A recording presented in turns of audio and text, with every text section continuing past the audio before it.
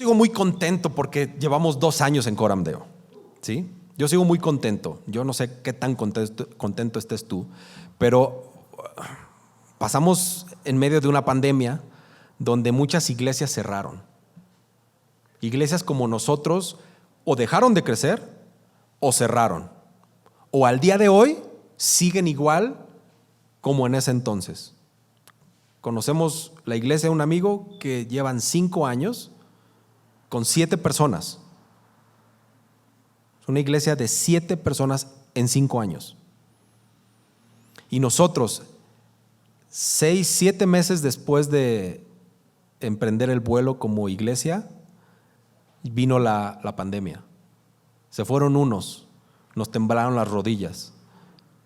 Y de repente el Señor empezó a obrar y empezó a mandar gente.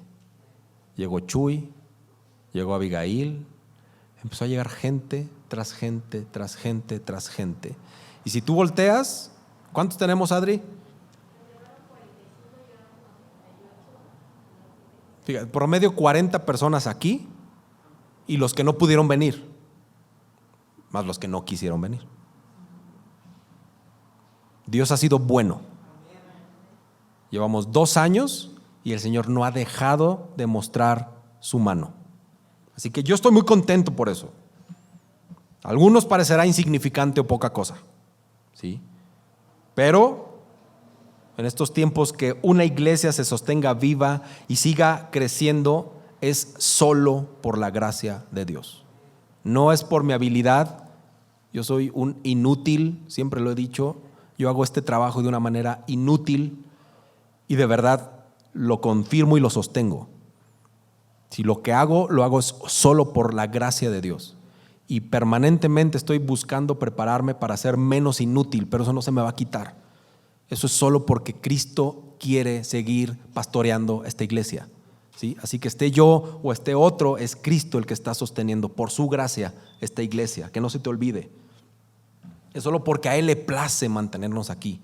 Fíjense, además de pandemia, de que somos pocos, vean el lugar en el que estamos. Nos corren de un lugar y el Señor pone otro mejor, ¿sí o no? Nos corren de mi casa, un lugar mejor. Nos corren de ese lugar por pandemia, llegamos a casa de Andrea, estuvimos muy a gusto. Nos corren de casa de Andrea por los vecinos, llegamos al salón. Nos piden el salón y ahora estamos acá. Gloria a Dios. Así que si de algo estoy seguro es que Jesús es el pastor de Coram Deo. De eso estoy seguro. Así que vamos a seguir felices el resto del tiempo, viendo cómo Dios muestra su gracia con nosotros. Y es gracia que sobreabunda. Así que, como les dije, hoy quise extender la pausa de nuestra serie de sermones de Filipenses. Pero hoy estaremos viendo un pasaje muy, pero muy ad hoc a lo que estamos viviendo como iglesia. Un pasaje en el que como iglesia debemos de ocuparnos inmediatamente. Familia, tenemos un gran reto. La Ciudad de México es una de las macrometrópolis con cerca de o aproximadamente 22 millones de habitantes, en las cuales, si somos generosos, solo el 4% de esos 22 millones es cristiano. En la zona en la que Coram Deo quiere impactar, hay un promedio de 6 millones de habitantes. O sea, en la colonia del Valle, norte, centro y sur, las Narvartes, Letrán Valle, Roma, en promedio 6 millones de habitantes. ¿Te das cuenta de eso? Y solamente hay aproximadamente 5 iglesias con una sana doctrina, una sana enseñanza para esos 6 millones de habitantes. ¿Cuántos podrán caber aquí y allá pensando que llenáramos esto y aquello? ¿1,200? ¿Cuántas iglesias se necesitan para predicarle el evangelio a 6 millones de personas? Todo, por supuesto, es un gran reto para nosotros. Es una ciudad que lleva años queriendo ser evangelizada. Yo recuerdo a mi suegro en los 90s decirme: la Ciudad de México no se deja evangelizar. Es difícil entrar a la Ciudad de México. Hablando con Carlos Contreras, con el pastor Carlos Contreras, me decía, no hemos podido establecer una iglesia de Gracia Soberana en la Ciudad de México porque es difícil y hay pocos pastores que se levantan que son nativos. Viene mucho misionero de Estados Unidos, viene mucho denominaciones, pero abarcan solamente ciertos segmentos de la ciudad. No tienen la capacidad para venir e instalar una iglesia cada 10 cuadras. No se puede. Van a las zonas marginadas o, tristemente, denominaciones no sanas que plantan iglesias de la prosperidad o neocarismáticas y bueno, generan más daño del daño que ya está hecho en la Ciudad de México. Entonces tenemos un montón de zonas marginadas del evangelio, no socialmente o económicamente, marginadas del evangelio aquí en la Ciudad de México. 90% de la Ciudad de México profesa la religión católica romana. Y todos sabemos que desde hace mucho tiempo ha existido un sincretismo religioso, que la religión católica se ha mezclado con un montón de religiones paganas que vienen desde nuestros tiempos prehispánicos, donde ahora vemos iglesias a la Santa Muerte orando a la calaca esa utilizando al Espíritu Santo, o católicos utilizando, no sé, diferentes rezos o amuletos. Ese sincretismo ha venido a hacer mucho daño al evangelio. ¿Qué quiere hacer Coram Deo? Todos los que estamos aquí, ¿qué queremos hacer con esto? Queremos influir en la Ciudad de México declarando el evangelio de Jesucristo, demostrando el evangelio de Jesucristo. Es lo que queremos hacer de forma natural, de forma misional. Queremos predicar el evangelio, haciendo discípulos, desarrollando líderes para que nazcan más iglesias. Nosotros no queremos ser una macroiglesia, a menos que Dios quiera, pero yo no quiero. Pero no queremos ser una macroiglesia. Queremos que de aquí se llene esto, a lo mejor aquel, pero estamos mandando 50 personas a plantar otra iglesia ahí. Imagínate qué bendición poder enviar a 10 familias, a 20 familias a plantar una iglesia en Polanco o una iglesia en Patriotismo o en Coapa o no sé en dónde. Imagínate esa bendición. Por eso no queremos ser una macroiglesia, queremos ser una iglesia que plante más iglesias. Yo tengo un llamado a ser pastor. Mi esposa tiene un llamado a servir y a ser una esposa de pastor. Hay que tener un llamado para ser esposa de pastor, déjame decirte, no está fácil. Creo que ella la tiene más difícil que yo. Bueno, no, yo la tengo más difícil por la carga espiritual que tengo con ustedes, pero ella de aguantarme, simplemente eso ya es una carga muy difícil. Pero nuestra visión, mi visión, su llamado no es suficiente. Necesitamos que ustedes adopten ese llamado a predicar el evangelio. Si has leído Apocalipsis 7, es una visión que yo tengo de poder ver una iglesia que contribuya al crecimiento del reino de Dios aquí en la Ciudad de México, pero donde cada tribu, lengua y nación esté adorando al Señor. Ese es un anhelo, pero no podemos solos. No podemos solos, no debemos, pero además no podemos. Necesitamos su ayuda. Y es por eso que quiero compartir el siguiente sermón. Y además, aunque ustedes quieran y nosotros queramos, necesitamos algo más que esa ayuda. ¿Sabes qué es? Se requiere una familia. Así que por favor, acompáñame en tu Biblia y ve por favor a la carta de Pablo a los Efesios. ¿Alguien no tiene Biblia? ¿Me pueden prestar acá una Biblia, por favor, para la mamá de Mabel? ¿Alguien no es dueño de una Biblia? ¿Alguien no tiene Biblia en casa? Pero mejor la otra, porque esa es letra microscópica. No, ábrela para que veas.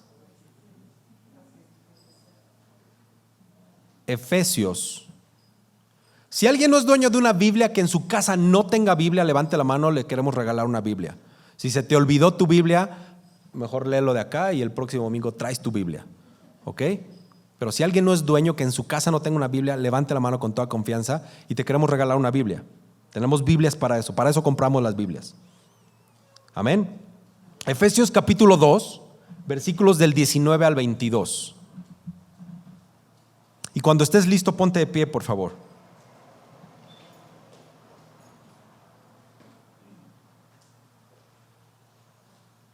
Efesios 2, capítulo 2, versículos del 19 al 22.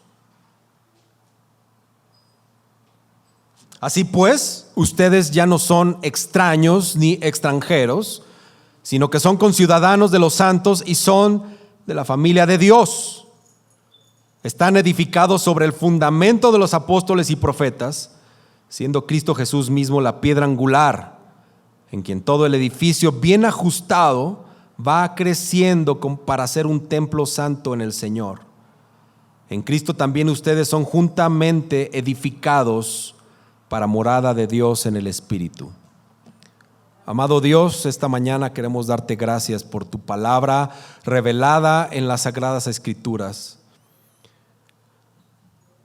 Señor, te ruego que puedas y quieras establecer en nuestros corazones tu verdad, esa verdad que tú has revelado, que sea viva en nuestras mentes. Te suplico, Dios, que todos los que escuchemos este mensaje, ya sea aquí o posteriormente, podamos entender que somos una familia y que tú nos das esa identidad en Jesús y mediante el Espíritu Santo. Padre, yo no quiero hablar esta mañana, yo quiero que seas tú mediante el Espíritu Santo a través de este siervo tuyo. En Jesucristo, tu Hijo amado, te lo pedimos. Amén. Toma asiento. Ahora tengo 2 botellas de agua.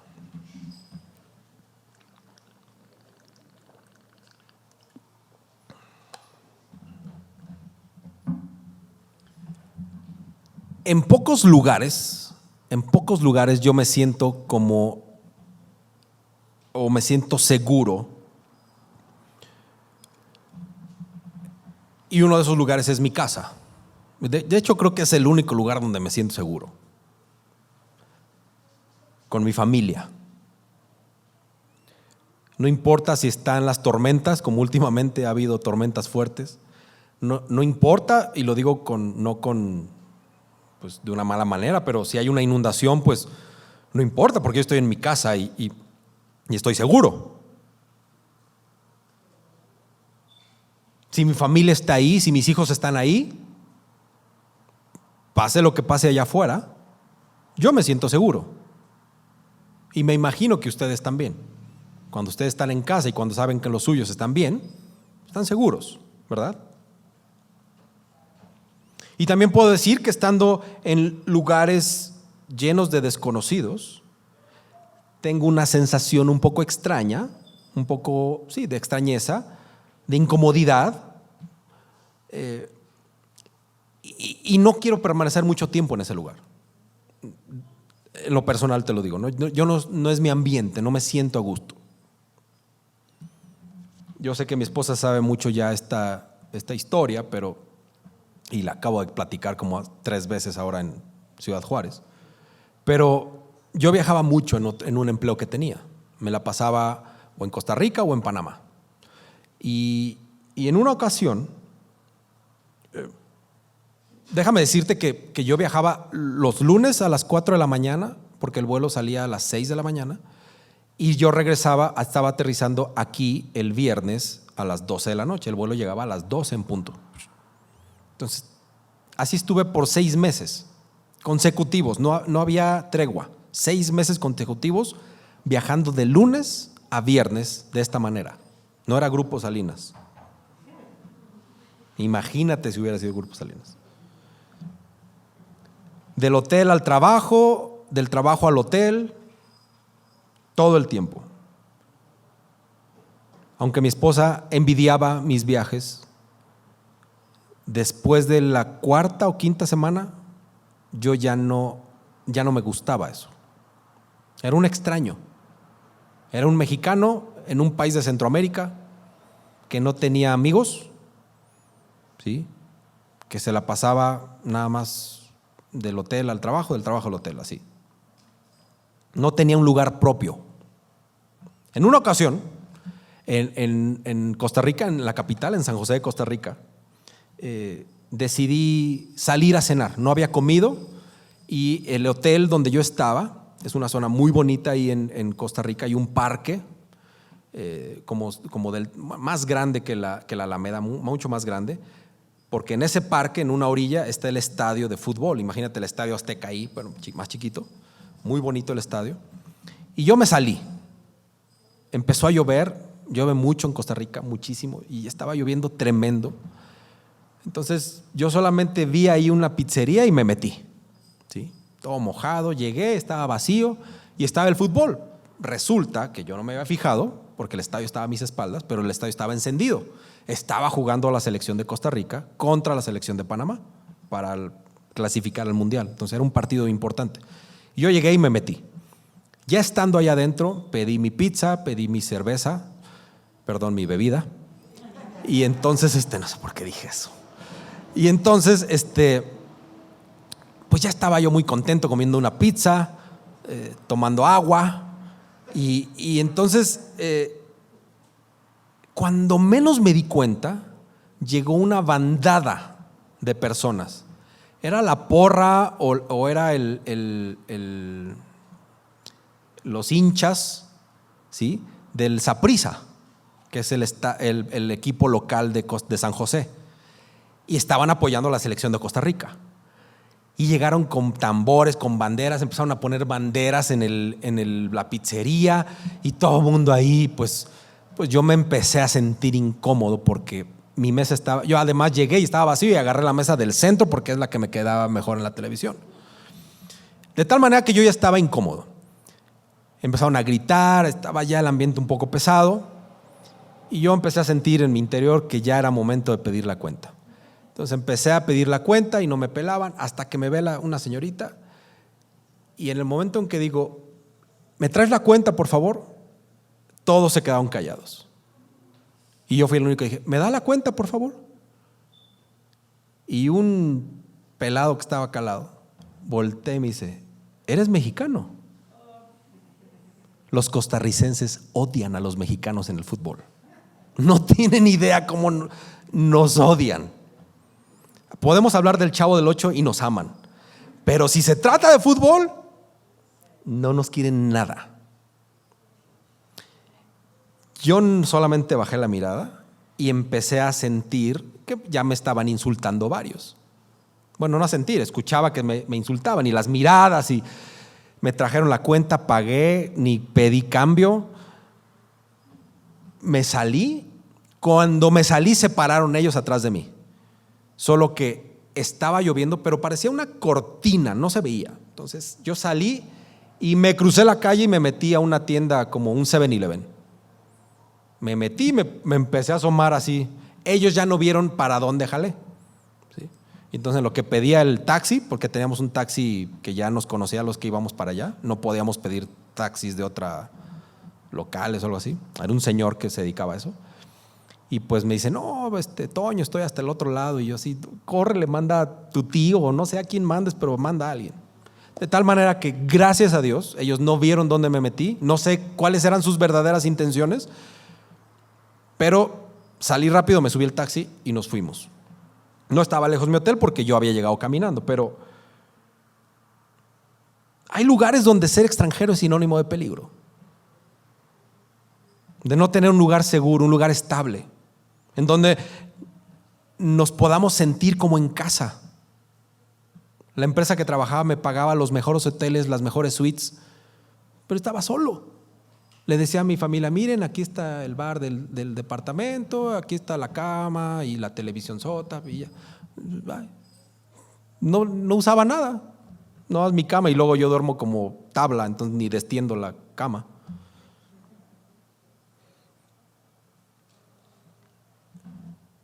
Del pasaje que acabamos de leer, la idea anterior indica que judíos y gentiles ahora están en una igualdad, en un nivel de igualdad total, y eso es mediante la nueva entidad espiritual llamada iglesia. Eso es lo que habla el pasaje anterior de lo que acabamos de leer. Así que hoy quiero hablarles precisamente de eso, de que ahora somos la familia de Dios. Por lo tanto, somos una nueva comunidad en Cristo.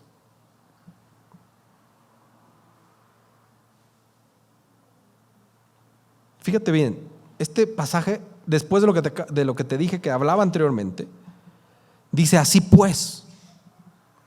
Así empieza el apóstol Pablo con el versículo 19. Anteriormente Pablo describe paso a paso lo que Cristo hizo para acercarnos a Dios y a su pueblo. Pablo dice, Cristo abolió la ley de los mandamientos, creó una nueva humanidad en lugar de dos, reconcilió a ambos con Dios, y Cristo predicó la paz porque nosotros estábamos separados y lejos de los que estaban cerca de Dios.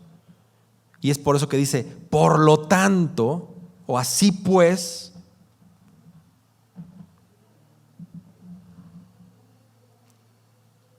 Pablo dice ustedes, y se está refiriendo a los gentiles.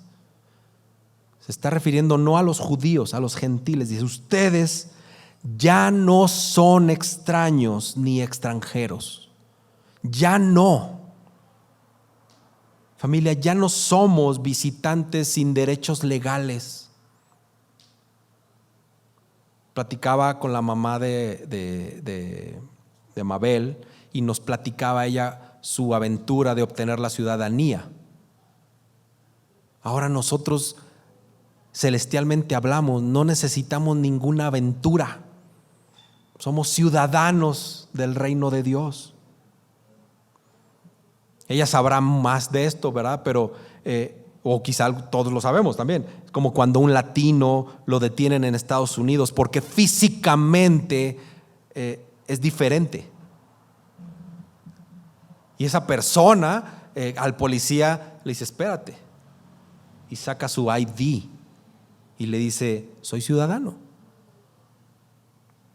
Pero a diferencia de ese ejemplo, ahora nosotros pertenecemos a la familia de Dios de una manera que como nunca lo habíamos hecho antes. Aún mejor que tu familia carnal. Es mejor que estando en tu casa. Es mejor que estando en tu país. Lo digo muy seriamente, nos es difícil asimilar esto. Pero si tú estás sentado aquí, es porque estás mejor que en cualquier otro lugar. Estás mejor que en cualquier otro lugar. O con cualquier otra persona. Hay quienes vienen solos, quienes vienen con su familia, pero les garantizo que están mejor que en otro lugar. Y lo que vemos en estos 4 versículos del 19 al 22, vemos 3 modelos de iglesia que son desarrollados por el apóstol Pablo y que también están desarrollados en otros pasajes de la Biblia. Pero en esta nueva familia judío-gentil o judeo-gentil, esto se presenta como el reino de Dios, la familia de Dios y el templo de Dios. Y estos son los 3 puntos que yo quiero desarrollarles esta mañana. Y el primero es ese, el reino de Dios. Según el versículo 12 de ese mismo capítulo, anterior a lo que leímos hoy, los no creyentes o los gentiles, ellos no tenían acceso a Dios, al pueblo de Dios. Carecían de este estado y no tenían una nacionalidad, eran extranjeros. No tenían la ciudadanía de Israel. ¿Tenemos el comparativo? ¿No? El versículo 12 lo podemos comparar con nuestro versículo 19. El versículo 12 dice: recuerden que en ese tiempo ustedes estaban separados de Cristo, excluidos de la ciudadanía de Israel, extraños a los pactos de la promesa, sin tener esperanza y sin Dios en el mundo. Y nuestro versículo 19 dice: así pues, ustedes ya no son ni extranjeros, sino que son conciudadanos de los santos y son de la familia de Dios. Ya no son conciudadanos, les dice que ya son conciudadanos de los santos. Somos parte, familia, valga la redundancia, somos familia de Dios. Somos parte de la familia de Dios, somos parte del pueblo santo de Dios, de la nación santa, del reino de Dios. Muchos solo esto se lo atribuyen a los judíos y creen que los judíos son los únicos que lo son por el hecho de ser del pueblo judío. Pero ya no es así, ya no es así. Nosotros que no nacimos en el pueblo judío, somos adoptados, somos esas ramas injertadas y tenemos el mismo nivel que el pueblo escogido de Dios. Este reino no tiene territorio. No hay un territorio jurisdiccional como la Ciudad de México, ¿no? Que todos ubicamos perfectamente el límite jurisdiccional de la Ciudad de México, ¿verdad? Todo lo tenemos aquí. Bueno, tal vez acá mis hermanos del sureste no, pero ellos saben perfectamente cómo es el territorio de Tabasco, ¿verdad? Saben a dónde llega y cuáles son los límites. Pero este reino de Dios no tiene una limitante jurisdiccional, no tiene o una estructura espiritual. No es cierto. El reino de Dios es Dios mismo gobernando a su pueblo y dándoles todos sus privilegios. La iglesia no ha de dividirse en miembros de primera, los judíos convertidos al cristianismo, aclaro, o miembros de segunda clase, los gentiles convertidos al cristianismo. No hay división. Y las condiciones de admisión para ser parte de la familia de Dios son las mismas, son iguales para todos. Tener fe en Jesucristo, una fe que obra a través del amor. Así que quiero hacer una pausa. ¿Tú cuántas veces le has condicionado a algunas personas venir a Cristo? ¿Directa o indirectamente? ¿Cuántas veces ponemos condiciones no bíblicas y categorizamos a nuestros hermanos en la fe? ¿Te acuerdas? Es que él no habla en lenguas, es de segunda. Es que él no ha sido bautizado con el Espíritu Santo. Él es de segunda y hay uno de primera. Es que él no viene de una familia de pastores, no puede ser pastor, ¿verdad? Ponemos condiciones no bíblicas y nosotros mismos estamos condicionando a las personas. Así que por favor, yo te pido que tengas mucho cuidado en ser divisor, porque estás pecando contra uno de los trabajos principales del Espíritu Santo, que es unir. Ya, cierro la pausa. Imagínate, por favor, estar sentado en la mesa donde Pablo estaba escribiendo esta carta. No solamente te lo imagines a él escribiendo. Voltea a tu alrededor. Estás en medio del Imperio Romano, donde el Imperio Romano vive su apogeo. Había tropas romanas caminando de 5 en 5 por toda la ciudad. Roma estaba en su apogeo. Pero Pablo está escribiendo, viendo tal vez al horizonte, pero él no está viendo el Imperio Romano. Pablo está visualizando otro reino que no es judío, que no es romano, sino que es internacional, es interracial. Es algo más esplendoroso, algo duradero que cualquier reino terrenal. Cualquier promesa que te dé un país queda corta con lo que nos espera en este reino que es esplendoroso y duradero. Y estos miembros a los que se refiere Pablo, estos conciudadanos del reino de Dios, ahora somos libres y podemos estar seguros. Estas palabras de Pablo de ya no somos extraños ni extranjeros, sino ciudadanos o conciudadanos, hacen un contraste perfecto nuevamente de la vida fuera de Cristo y la estabilidad que nos da ser parte de esta nueva sociedad de Dios. ¿Alguien de ustedes se siente diferente por ser ciudadano del reino de Dios? Yo sí. Yo me siento muy diferente a cuando yo no era miembro del reino de Dios. Ahora no me importa y no me importa lo que pase.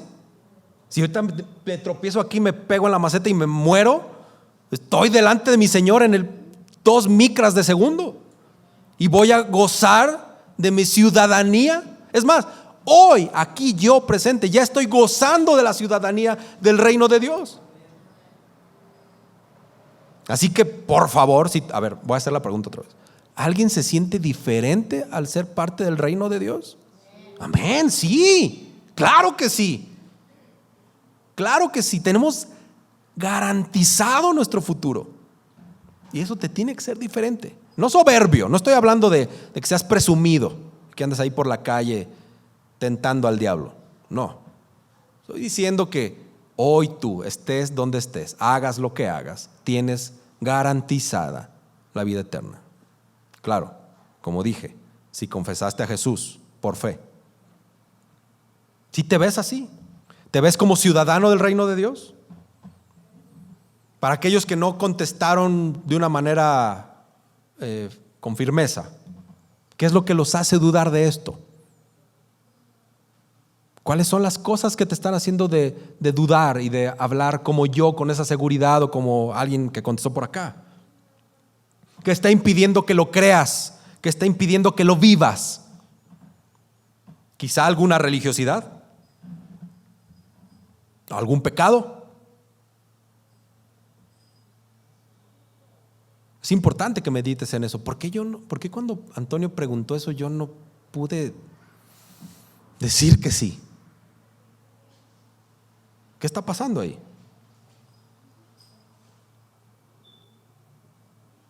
Y esto tiene que ver con ese punto 1, el reino de Dios. Ahora quiero ir al punto 2, la familia de Dios, versículo 10, la segunda parte del versículo 19.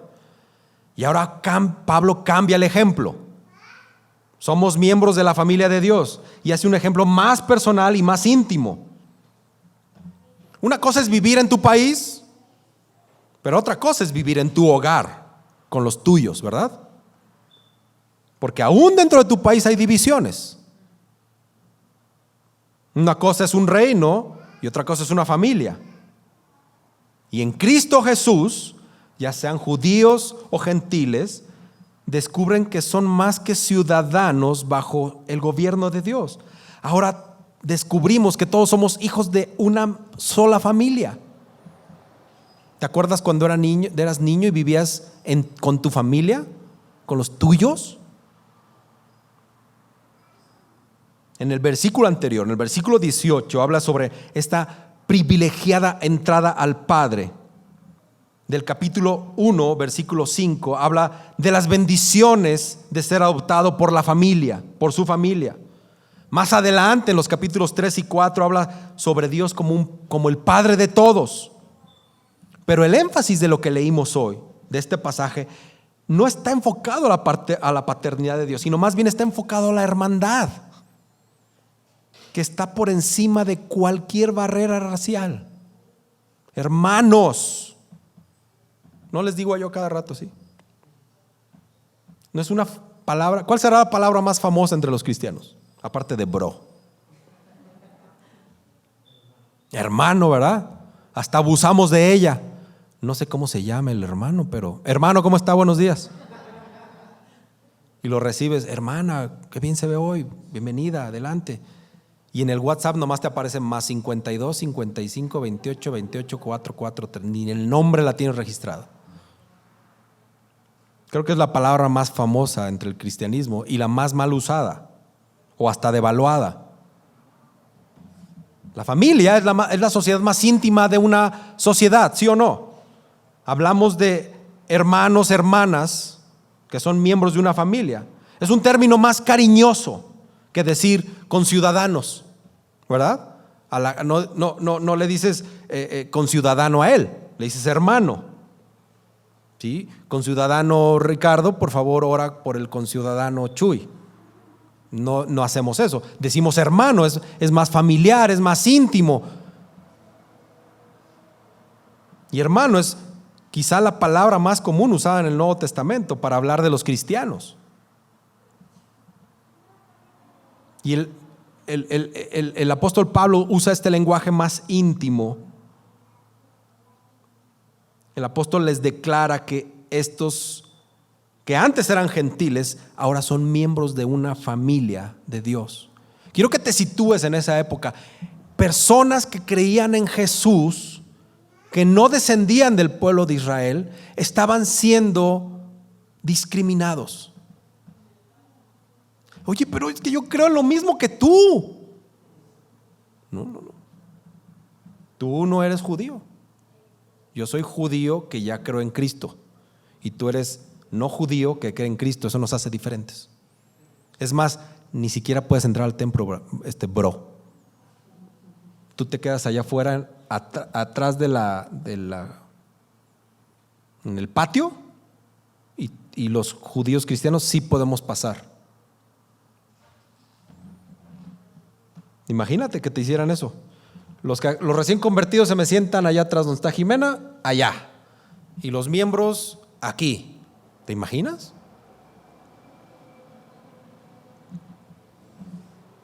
Tal vez en tu familia había consentidos, tal vez.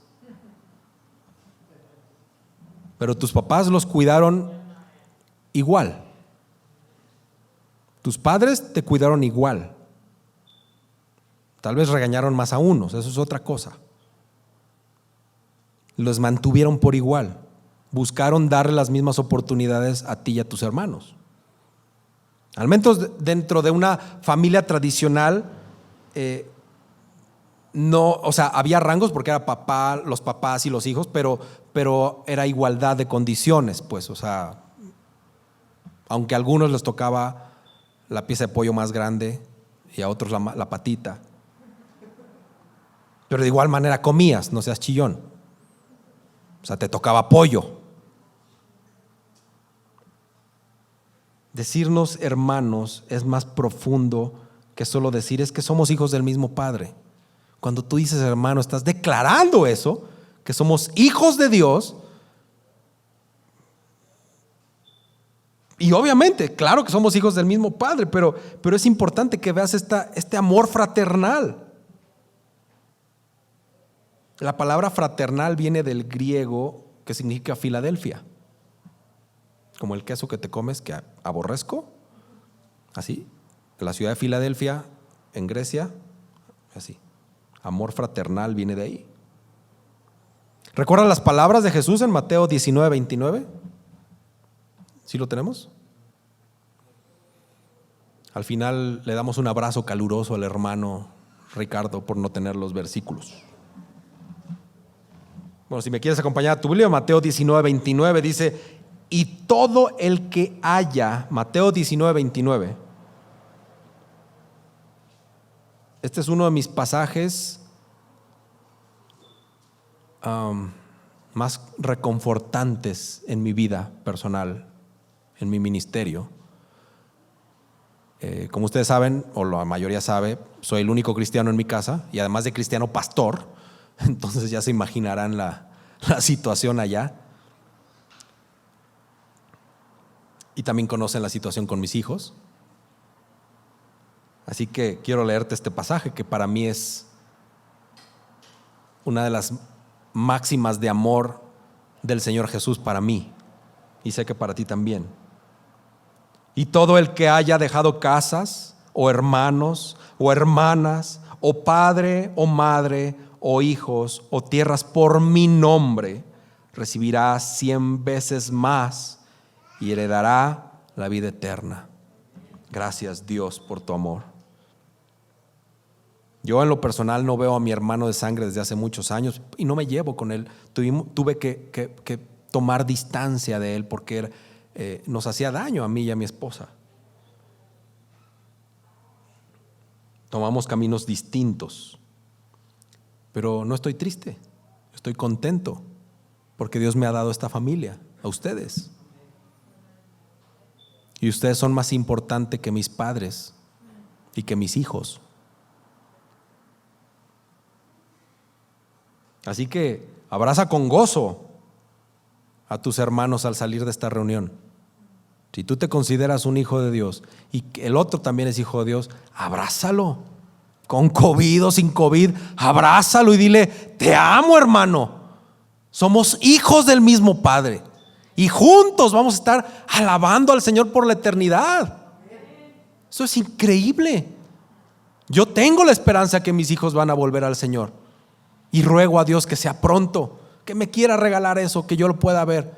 Pero si no, yo voy a estar en el cielo adorando al Señor.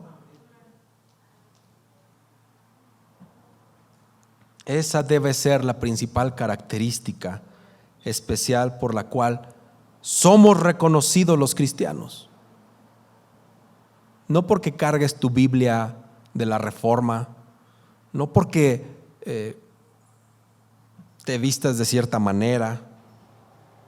La sociedad te tiene que reconocer porque tú amas de una manera increíblemente al que está a tu lado. No nació contigo, no vive contigo, pero tú darías la vida por el que está ahí al lado. Yo sí la daría por ustedes. Es más que eso, familia. Voy a estar delante de Jesucristo un día y me van a decir: ¿qué hiciste con Ricardo? ¿Qué hiciste con Mabel? ¿Qué hiciste con Adriana? ¿Qué hiciste con Natalia? ¿Qué hiciste con... ¿Qué hiciste? ¿Qué hiciste? Y le tengo que poner frente a eso. Voy a dar la vida por ustedes. Denla por el que tienen al lado. Que allá afuera los reconozcan por eso. Que allá afuera digan: no, hombre, estos cuates están pero bien enlazados, no hay quien los derribe porque creen en Dios y son hijos de Dios y son hermanos.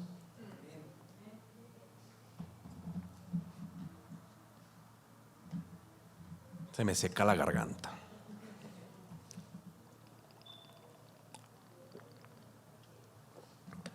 Ya sirve el otro extractor.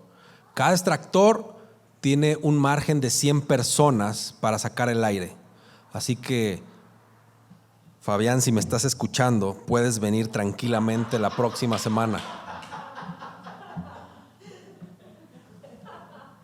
Veníamos en el avión y nos decían: Volaris, cada 3 minutos hacemos una extracción del aire que respiras.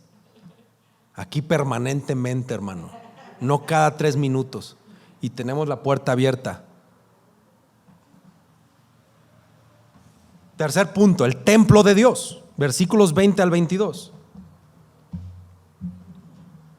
En esencia, la iglesia es una comunidad de personas. Amén. Y podemos compararla con diferentes ejemplos. De hecho, si lo analizamos, comparte muchos aspectos como si fuera un edificio. Y es el ejemplo que usa Pablo, especialmente con un templo. Así lo ejemplifica el apóstol. Recuerda que el templo de Jerusalén por muchos siglos fue el centro de la identidad de Israel como pueblo de Dios. El pueblo de Dios, Israel, no se hacían de otra manera que no tuviera algo que ver con el templo. ¿Sí? Era como el Estadio Azteca para ellos, ¿no? Como el nido de las águilas, algo así. O sea, ellos lo veían así. Estaban identificados. ¿Había un pueblo nuevo, familia? Entonces creían que habría un templo nuevo. Pues sí iba a haber un templo nuevo, pero no iba a ser físico. El templo nuevo no se trataba de una nación nueva, sino de una nueva humanidad, algo internacional. Y algunos quizás se preguntaban: oye, pero ¿no pudiéramos tener así como que un templito chido que como ciudadanos nos refleje nuestra nueva humanidad? ¿Cuál es nuestro nuevo templo? Este es nuestro templo. Pablo en los versículos 20 y 22 desarrolla esa idea muy detallada, y él se refiere al fundamento y a la piedra angular del edificio, a esa estructura como un todo. Y Pablo detalla las piedras individuales, la cohesión, su crecimiento, su función, y hasta de manera somera habla de su futuro. Todos sabemos aquí que un edificio o una construcción no podría construirse sin un fundamento sólido, sin un fundamento estable. Todos vimos en el sismo anterior cómo algunos edificios cayeron porque su estructura se venció, porque no era estable, porque ya estaba dañada o lo que sea. ¿Recuerdan el Sermón del Monte? Donde Jesús habla, y en la parábola de los dos hombres que construyen sus casas y de la importancia de hacerlo sobre la roca. Este ejemplo yo lo utilizo en los prematrimoniales y les digo, su matrimonio debe construirse sobre la roca. Mateo 7:24, por si no te acuerdas. ¿Sobre qué roca estaba edificada la iglesia? Y checa nuestro versículo 20, por favor, Ricardo. Si no, ya te toca abrazos y no balazos. Sobre el fundamento de los apóstoles y profetas, siendo Cristo Jesús mismo la piedra angular. Cuando habla de apóstoles y profetas, se refiere a la enseñanza, al rol de enseñanza que tuvieron estos. Y es claro que el fundamento de la iglesia no son las personas, no son los cargos. Acabamos de ir a una iglesia, una que se llama Gracia Soberana en Ciudad Juárez. Ya les decía que tú llegas a la esquina y ves unos terrenos impresionantes. El edificio que tiene un auditorio, ¿qué será? Para unas 800 personas, yo creo, más, unas 1000 personas. Pero ese es el auditorio. Tienen salas de juntas, biblioteca, admisión, tienen un seminario ahí atrás, tienen escuela de música. Hombre, es un gigante. Y tienen otros 2 terrenos allá atrás iguales. Pero eso no es el fundamento de la iglesia Gracia Soberana. Eso no sostiene a esa iglesia. Es el evangelio y es Cristo. Entonces, podrá estar muy bonito el templo, muy bonitas las instalaciones, pero si predicaran herejías, ¿de qué les serviría tener eso? ¿No? Tal vez conozcas algunas iglesias así, tal vez, pero lo importante es la centralidad del evangelio. Eso es lo importante. Entonces acá en la iglesia me gustaría que pensaras en los apóstoles y profetas como esos maestros inspirados que revelaron o que hicieron esa revelación divina, que fueron utilizados por Dios para revelar su divinidad.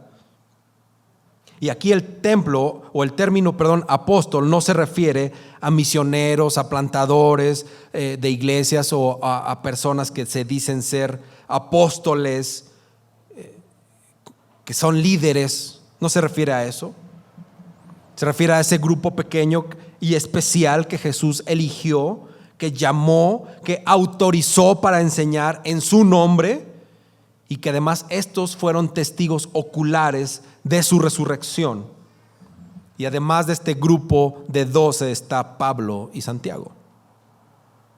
Lo que los apóstoles enseñaron, esperaron que la iglesia lo creyera y que la iglesia lo preservara.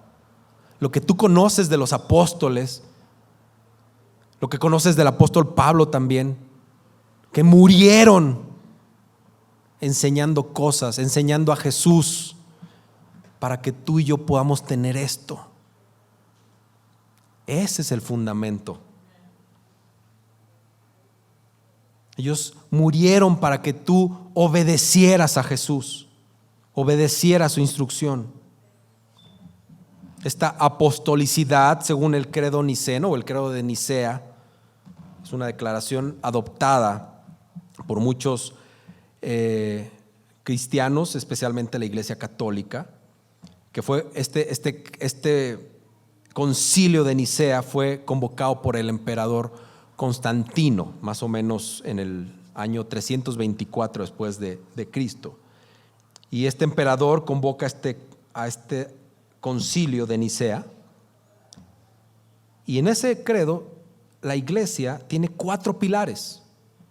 Fíjate lo importante de los credos, lo importante de estas afirmaciones que por siglos han estado y que nosotros tenemos que seguir preservando para tus hijos, para las siguientes generaciones, en lo que Cristo vuelve.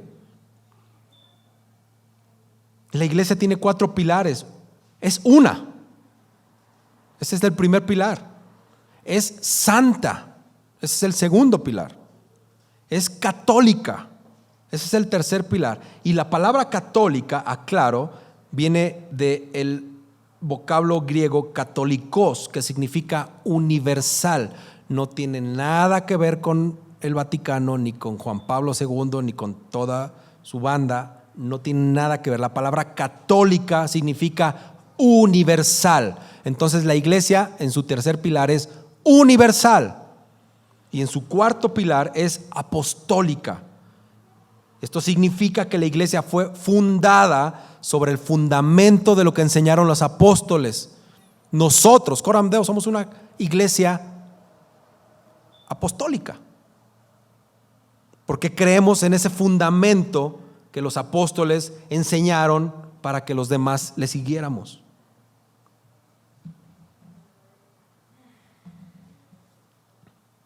Esto va a mantener la doctrina y va a mantener la práctica sana. La apostolicidad marca la diferencia entre la iglesia verdadera y la iglesia espuria. Los que no son esta iglesia verdadera pretenden pertenecer a esta, se dicen iglesia, pero no son la iglesia. La apostolicidad también se refiere a la participación de la misión de la iglesia en proclamar el evangelio a todo el mundo. Y ahora la palabra profeta tiene que ver con esos maestros inspirados a quienes la palabra de Dios les llegó y la transmitieron fielmente. Fíjate lo que estoy diciendo. Pon mucha atención, porque ahora estamos repletos de apóstoles y profetas. Vas en el metro y te encuentras a un apóstol y a un profeta. Hay muchas iglesias que están llenas porque hay un profeta, porque hay un apóstol.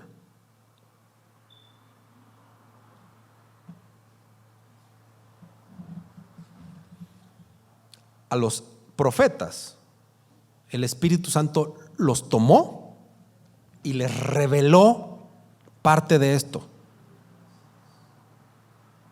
Pero no fueron los humanos. Pedro dice que no fue a través de la revelación a profetas, sino fue el Espíritu Santo que inspiró esto. Y esto está cerrado. Ya el canon se cerró. No hay ahorita persona humana del mundo mundial que se pueda decir profeta o apóstol y que se le revele algo nuevo.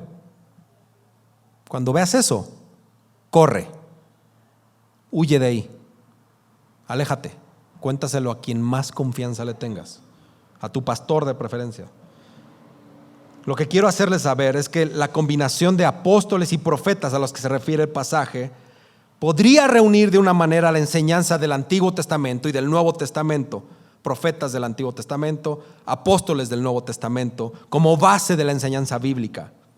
Y todo esto significa, familia, iglesia, Coram Deo, que la iglesia está construida sobre los escritos del Nuevo Testamento.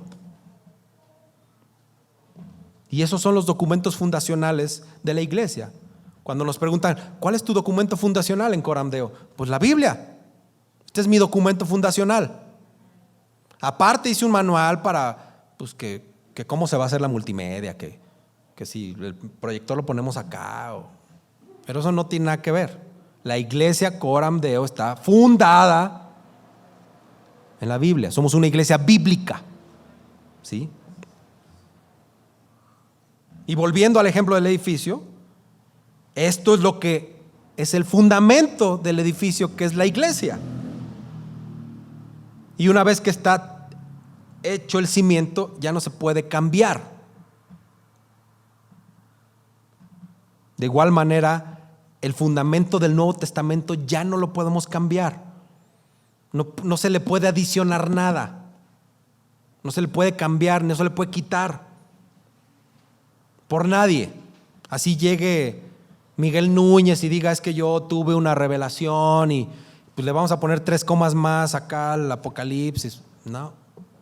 Maldito sea, dice la Biblia, el que se atreva a quitarle o a ponerle una tilde, dice. Una tilde. Así que la iglesia se sostiene y se cae según mantenga su dependencia fiel a las verdades fundamentales. Todos conocemos iglesias que han cerrado. ¿Por qué? Porque el pastor se volvió loco. Porque empezó a: no, que dame tu coche y dame a tu hija. Es real. Es real. ¿Y tú cómo vas a cuidar para que yo no me vuelva loco? Leyendo tu Biblia.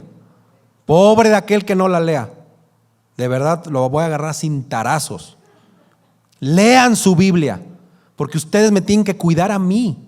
De lo que yo estoy diciendo es real, es bíblico.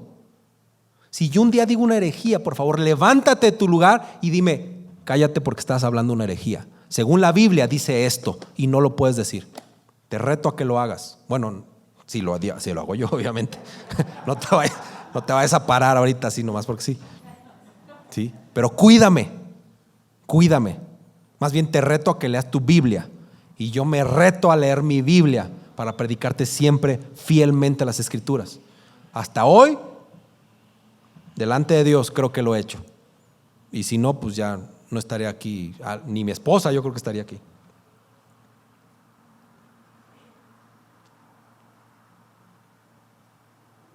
Unidad y crecimiento. Esto va unido. Y la clave de esto, para que estas dos funciones de esta fórmula, se llama Jesucristo. Jesucristo es indispensable, familia. Jesucristo es indispensable para la unidad y para el crecimiento de Coram Deo. Podremos tener mucha unidad, mi compa, el compa del compa, el bro del bro, que la tía, que aquí viene mi mamá. Dice Fabián: es que aquí viene mi mamá. Yo digo: aquí viene mi esposa. Podemos tener unidad, podemos tener crecimiento.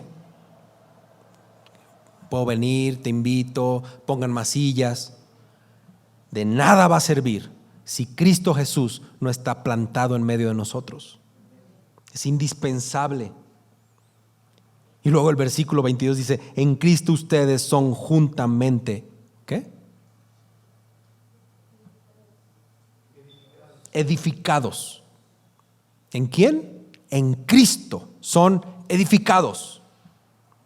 Pedro también utiliza este ejemplo de la imagen de la iglesia como un edificio y describe a los miembros como piedras vivas, con lo que está edificándose una casa. 1 Pedro 2, 4 y 5. Estas piedras se edifican en Cristo, así como nosotros. Si tú eres una piedra y tienes a Cristo, y yo soy otra piedra y tengo a Cristo, unidos vamos a formar una columna, una barda, un edificio, lo que sea, en Cristo. Cristo es el que nos une y el que nos sostiene y el que nos da el crecimiento. Como les decía, los gentiles ellos no podían pasar al templo. Pero ahora, después de lo que hizo Cristo, no solamente son admitidos, sino que ahora somos piezas clave, somos piezas activas de la construcción del templo de Dios. Y Cristo es la clave de esa solidaridad nueva de judeo-gentil, porque Él, ¿qué creen que es? La principal piedra. Él es la piedra angular que da la dirección y el sentido al edificio. Entonces ahora el propósito de este nuevo templo, al igual que el anterior, el templo de Jerusalén, es que seamos morada de Dios. La iglesia, la familia que somos morada de Dios. Dios ya no necesita un templo, familia. Ya no necesita un nicho, ya no necesita una capilla. Él provocó esta nueva unidad, esta nueva familia que somos el templo de Dios. ¿Te imaginas el fiestón que va a haber en el cielo? El templo va a estar ahí con Dios. Ya Dios no habita en templos físicos. Dios quiere morar dentro de ti. Y eso es querer manifestar su gloria en su pueblo. El cuerpo de Dios es la iglesia universal que está diseminada por todo el mundo. Por todo el mundo está diseminado el cuerpo de Dios, el templo de Dios. Esta iglesia local es una forma de ello. Esta familia en Dios es una forma de ello. Y quiero concluir con esto. Vengo muy inspirado, donde predicaciones mínimo de 1:30. Terminando levantamos y nos vamos.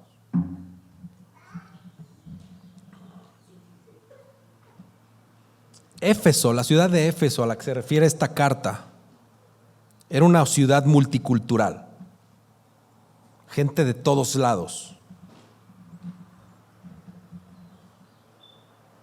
Había gente de una ciudad llamada Anatolia, había romanos de Italia. Muchos de esos romanos hablaban latín, había egipcios, había persas, había gente de Grecia. ¿Te suena eso como a la Ciudad de México? Una ciudad multicultural, donde unos hablan chilango, otros más chilango, ¿no? Otros Spanglish. Además de esto, fíjate lo parecido. Había marcada una división económica que separaba a las personas. Cuando yo estaba haciendo esto, no dejaba de pensar en la Ciudad de México. Y todo esto es referencia a la ciudad de Éfeso. Y eso tiene 2000 años más o menos. Las élites urbanas acomodadas iban a las zonas del templo, ¿no? Y había un reto muy grande que era unir. Y el reto del siglo I es justamente el reto del siglo XXI. La iglesia contemporánea está edificada sobre la misma base que adora al mismo príncipe de paz. Es el corazón y la pasión de Jesucristo por su iglesia lo que trasciende las barreras culturales y económicas que al día de hoy nos siguen separando, nos siguen dividiendo. Lo peor aún, que aún entre cristianos seguimos poniendo esas barreras.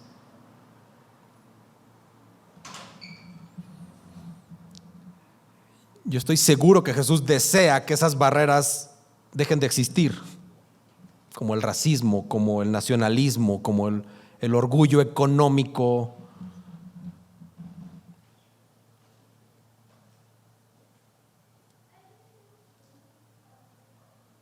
Ahora tú sabes que la Iglesia Universal está esparcida en todo el mundo y es una habitación del Dios viviente. Dios busca que su pueblo sea un modelo visible del Evangelio. Es el único modelo que va a funcionar como un modelo efectivo de la reconciliación. Ninguna campaña evangelística, ningún curso de lo que quieras, ni metiendo psicólogos a la iglesia o nada de eso. Es la centralidad en el Evangelio lo que va a hacer que se borren estas barreras raciales, culturales. Hoy en día, como iglesia, seguimos tristemente marcando esas barreras.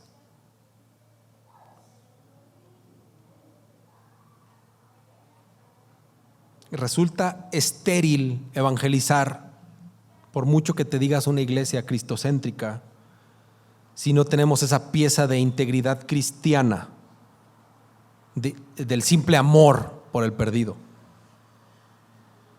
Por un lado decimos que Jesús murió en la cruz para abolir esas divisiones que creó y tener una nueva humanidad.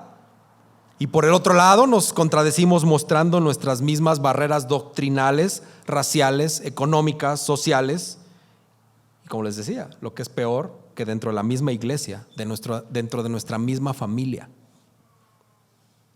Tú no debes de ser perfecto para predicar el evangelio de Jesús, pero no podemos predicarlo al estar tolerando estas imperfecciones. ¿Te imaginas el testimonio que damos? En la calle, ir y predicar el evangelio de Jesús y llegar aquí y discriminar a algún hermano porque su doctrina, no lo sé.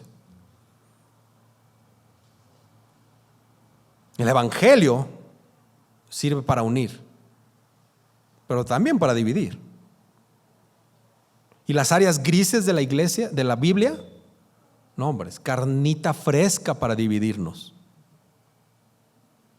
No, es que MacArthur dice que, no, pero es que Spurgeon, no, pero es que R.C. Sproul, no, pero es que ahora Sugel dice esto. Y ahí tenemos un problema de gente que sabe mucha Biblia, sabe teología, dividiéndose. Que si se evangeliza, que si no se evangeliza, que si el Espíritu Santo, que si no el Espíritu Santo, que si bautizo niños o no bautizo niños. ¿Y? ¿De verdad? Cuando hay gente muriéndose de hambre, cuando hay gente muriéndose que va a estar en el infierno, porque tú y yo no nos ponemos de acuerdo que si los dones cesaron o no cesaron. Y aquí estamos peleándonos y allá gente yéndose al infierno. Hay que ser conscientes de las fallas que tenemos. Hay que ser humildes y decir, estoy mal. Tenemos que asimilar que estamos ofendiendo nada más y nada menos que a Jesucristo. O sea, a mí no me vas a ofender. Yo me voy a enojar porque tú crees en el verde y yo en el azul. Y ya. A lo mejor nos dejamos de hablar 15 días. Pero estás ofendiendo a Jesucristo. El precio que Él pagó para que tú creas en Él, lo estás tirando a la basura porque uno es verde y el otro es azul. No estamos actuando como hermanos. ¿Y a quién ofendes?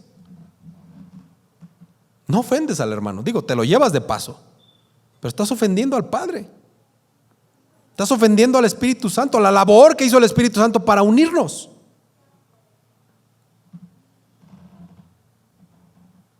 Deberíamos de estar llorando al ver la distancia que tenemos con otros hermanos en la fe por una tontería. Deberíamos estar llorando por saber lo que decimos y lo que hacemos no concuerda. Deberíamos estar llorando de estar reconociendo que ni siquiera sentimos dolor. No nos vale Wilson. Pues que ore. Hay que lea su Biblia el hermano. O sea, tiene 20, que lea una. ¿Es en serio?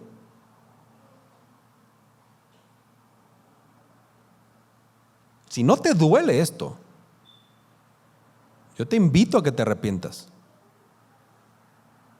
Te invito a que confieses tu pecado y que te disipules, porque algo no está bien. Algo no está bien.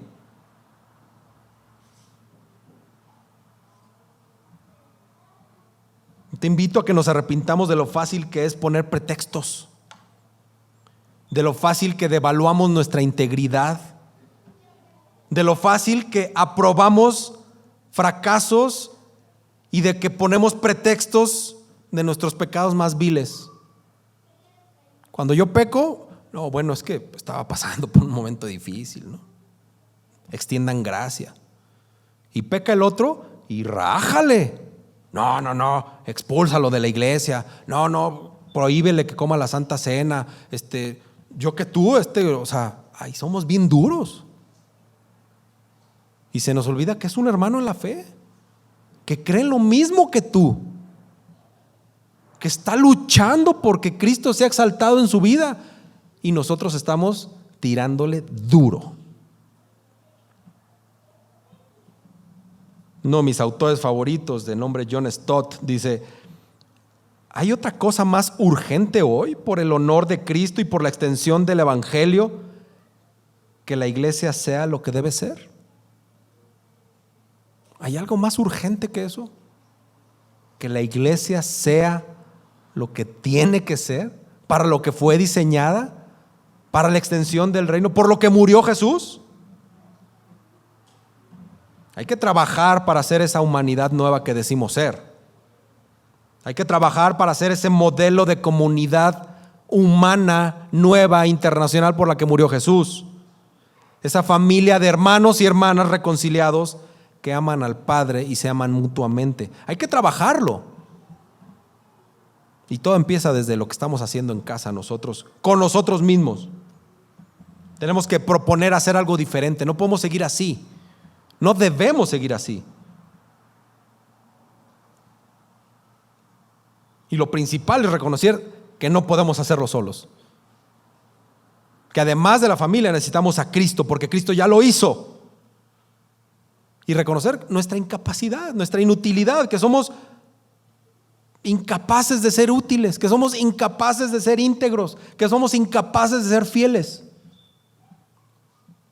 Siempre estamos diciendo, cuando Dios nos perdona, ya estamos frescos de gracias, Señor, por tu perdón. Gracias. Y viene la primera bola y le tiras. No te esperas. Espérate. Te acaban de perdonar un pecado y ahí vas. Porque estás abusando de la gracia.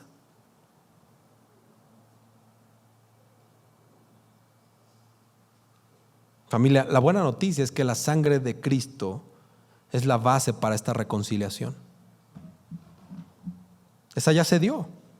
Dios ya reconcilió a su pueblo con Él mismo a través de Jesús. No se te olvide eso. Cristo creó esta nueva humanidad y Él nos reconcilió con Dios. Y esa es la piedra fundacional que todos necesitamos.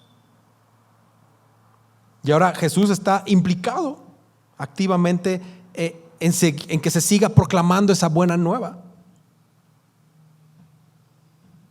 Solo por la gran obra de Jesús que nos debemos a Él, en adorarle siempre a Él, en tener esa devoción por Él. El costo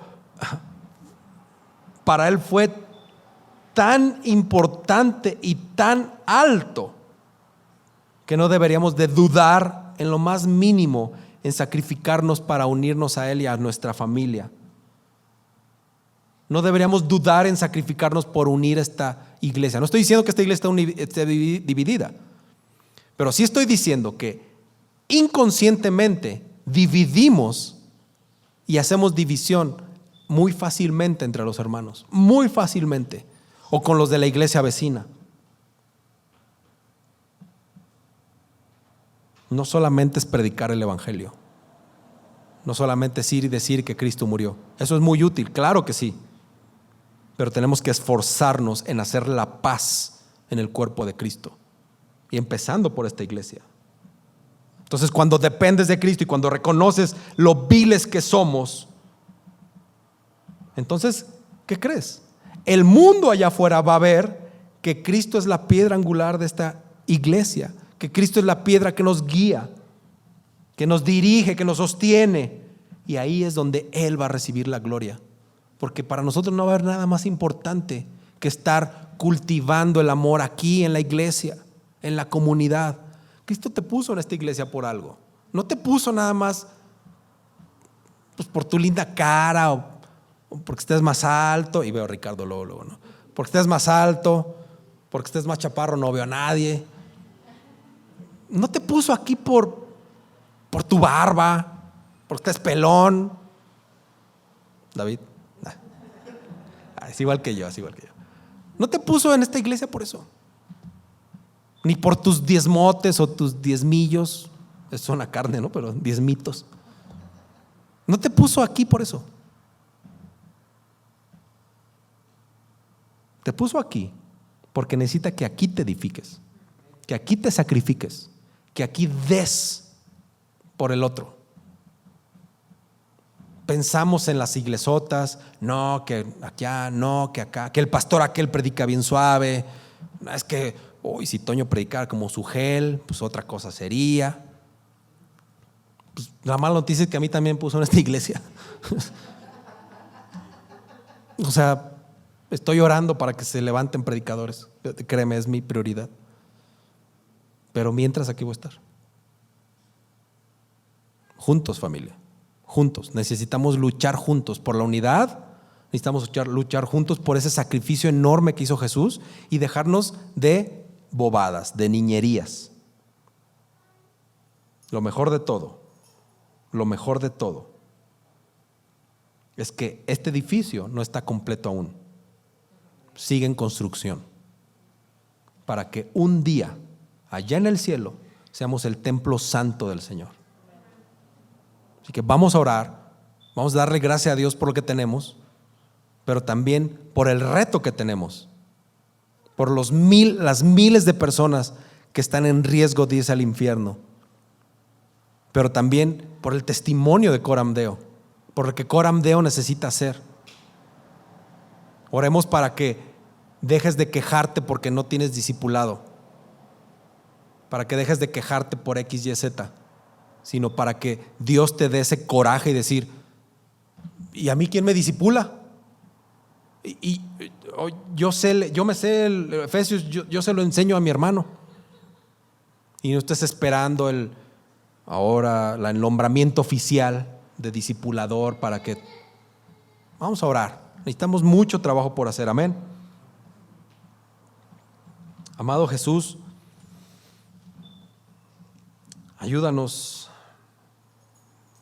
a ser la iglesia que tú quieres que seamos. Ayúdanos a ser la familia que tú quieres que seamos. Ayúdanos a amarnos como tú quieres que nos amemos. Queremos amarnos con absoluta y total sinceridad y que no olvidemos nuestra identidad cristiana como hijos adoptados por el Padre en Jesús.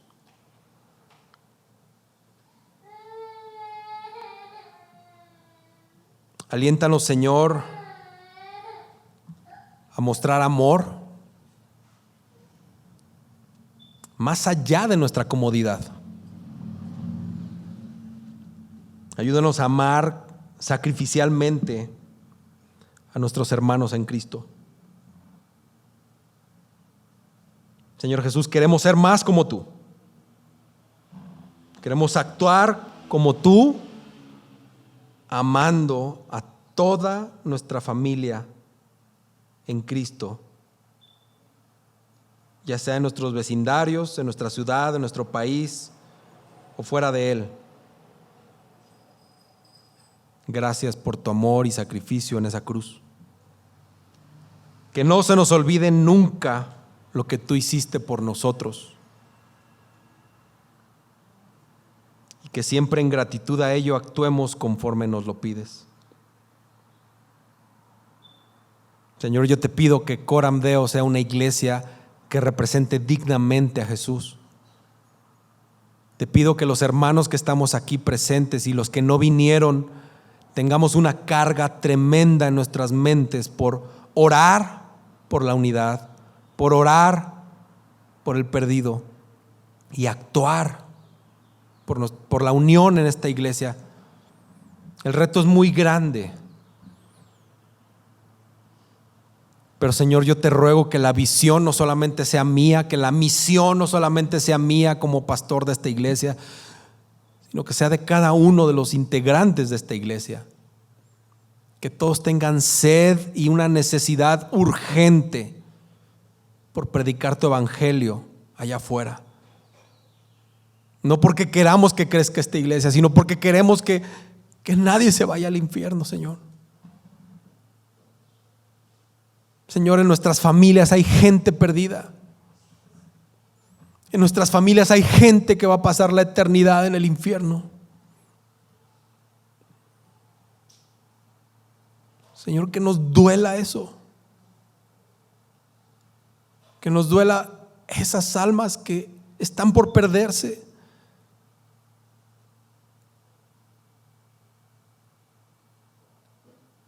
Señor, quita de nosotros la holgazanería. Trata con tu iglesia, Señor, al precio que sea necesario. Yo te ruego porque en esta iglesia la centralidad del evangelio esté presente en todo momento.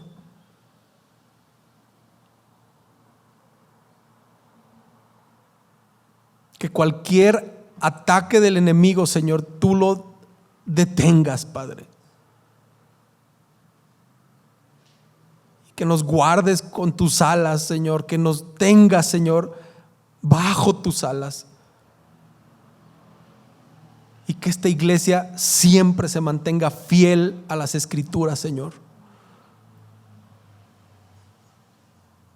Señor, que cada uno de mis hermanos aquí presentes, cada uno de ellos, Señor, tenga hambre y necesidad de tu palabra diaria y de predicarse ellos el evangelio diario. Ayúdame a mí, Señor, como su pastor, a ayudarlos en todo momento, a guiarlos a Jesucristo. Que luchemos juntos por esta nueva familia por la que tú moriste y por la que derramaste toda tu sangre.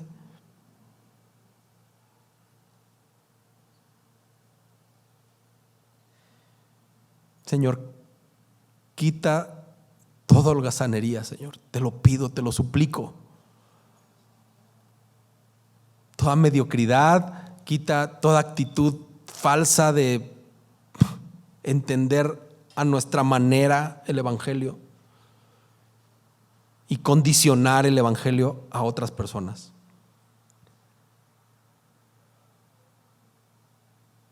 Te lo pido, Señor, en el nombre de Cristo Jesús. Amén.